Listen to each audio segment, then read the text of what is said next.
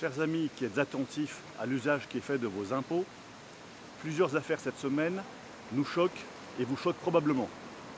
Première affaire, Ramayad fait la morale aux Bleus et nous apprenons cette semaine qu'elle est partie en Afrique du Sud et a dormi dans des chambres d'hôtel qui coûtaient plus cher que les chambres tant critiquées des Bleus. Au total, son voyage aura coûté 45 000 € aux contribuables au bas mot. Deuxième incident, Christian Blanc, qui s'occupe du Grand Paris, a dépensé en un an 12 000 € aux frais du contribuable pour acheter des cigares. Troisième incident, Christine Boutin, qui touchait 9 500 € par mois pour une commission sur la mondialisation. Nous avons déjà eu Hubert Védrine qui a sorti un rapport. Beaucoup de gens travaillent sur ce sujet-là. Rien ne justifiait qu'on verse autant d'argent et qu'on finance 3 assistantes à cette femme qui est en retrait de la politique.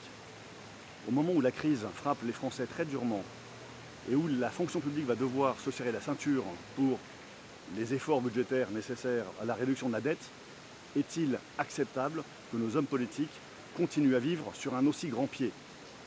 Au mieux, c'est de la négligence, et cette négligence est coupable et mérite d'être sanctionnée.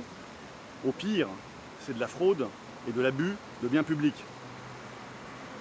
Les solutions que nous préconisons sont triples, elles sont simples et concrètes. La première, c'est la transparence.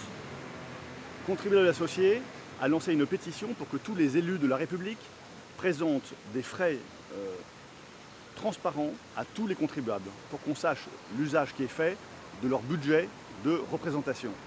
Nous aimerions que cette transparence s'étende également aux ministres et à leurs conseillers proches, afin que, comme en Suède et comme beaucoup de pays nordiques, les contribuables puissent suivre les dépenses au jour le jour de nos élus et de nos ministres. Deuxième solution extrêmement simple, le non-cumul des missions et des mandats avec la retraite.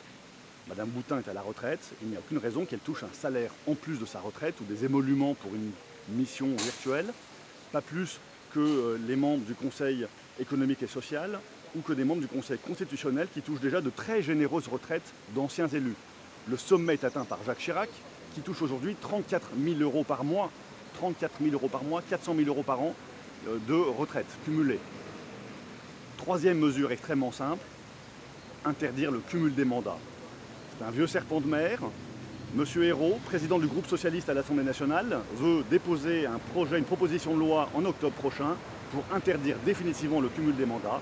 Eh bien, nous soutenons sa démarche et nous espérons que dans la majorité, des élus soutiendront cette proposition qui est importante aujourd'hui.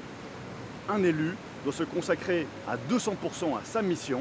Il n'est pas tolérable qu'il en accumule plusieurs, notamment en termes d'émoluments et de primes. Voilà, le Parti libéral-démocrate propose 3 mesures claires, simples.